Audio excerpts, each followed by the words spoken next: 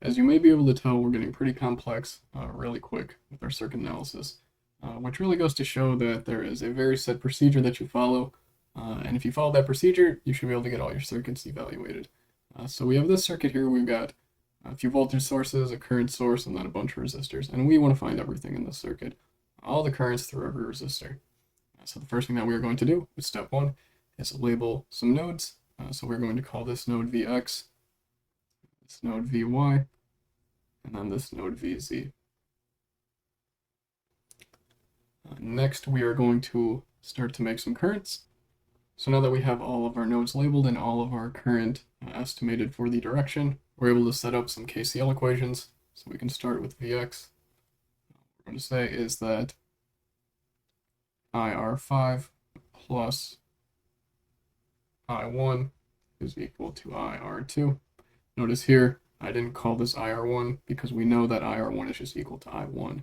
And I made lowercase letters for current going through the resistors in comparison to the source. Now with the Vy, what we get is that IR2 is equal to IR4 plus, what do we have here? We've got a voltage source.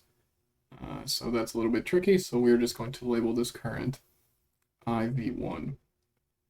Now we can do Vz and just say that IV1 is equal to IR3 plus I1. Now we can start to expand the current.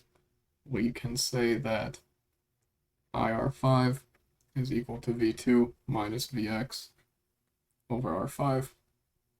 Now we can say that IR2 is equal to Vx minus Vy over R2.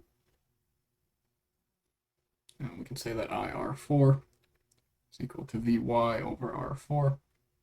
We can say that IR3 is equal to Vz over R3. So we can rewrite the equation for Vx, starting with IR5. So that would just be V2 minus Vx over R5 plus I1 is equal to Vx minus Vy over R2. So we will call that equation 1. We'll have equation 2 representing Vy, where we see that Vx minus Vy over R2 is equal to Vy over R4 plus this IV1 that we don't know much about yet. So now we can look at a third equation for Vz, and we see that IV1 is equal to Vz over R3 plus I1. And what don't we know here?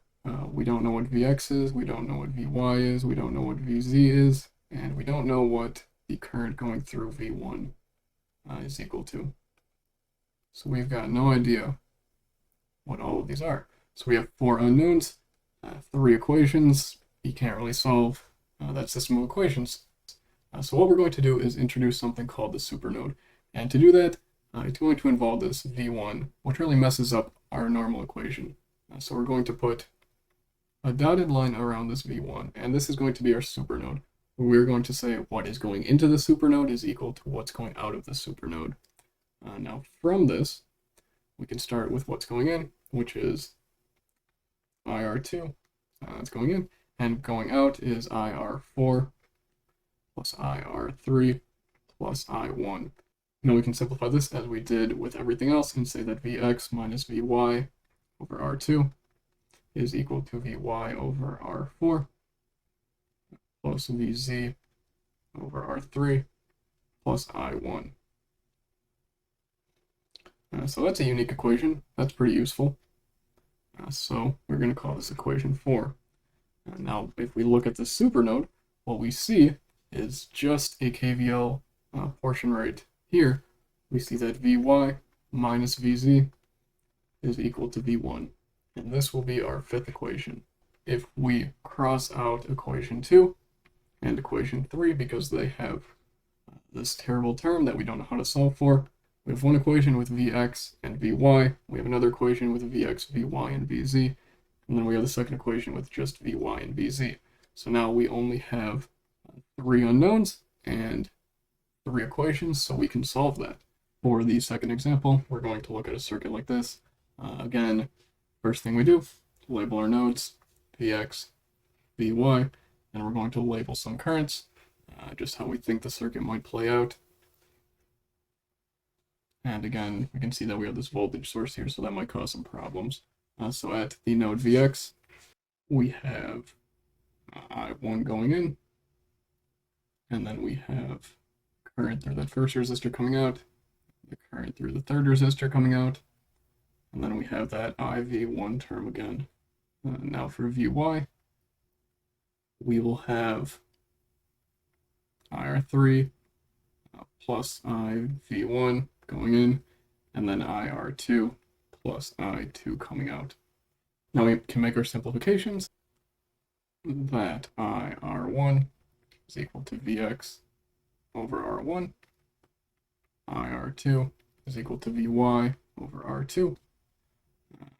IR3 is equal to Vx minus Vy over R3. We can plug all this in and say that I1 is equal to Vx over R1 plus Vx minus Vy over R3 plus I V1.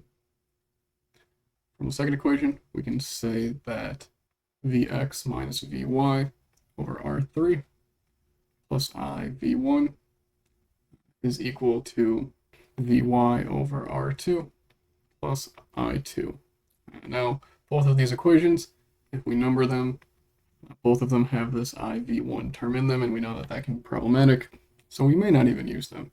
Now, with this voltage source, we are going to put a supernode over it, and because we are putting a supernode over it, we are putting a supernode over everything in parallel with that source.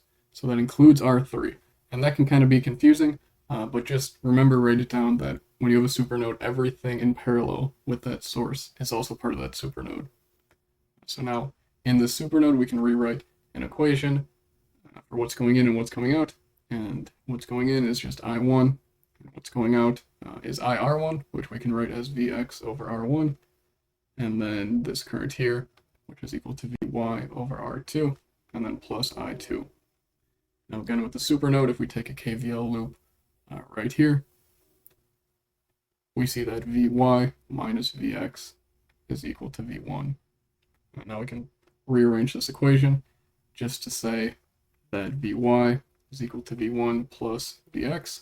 We can plug that into here, and then we would get I1 minus I2 is equal to Vx over R1 plus V1 plus Vx over R2.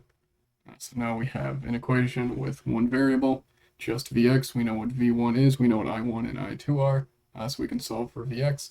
Then we can solve for Vi. So we had equation 3 and equation 4.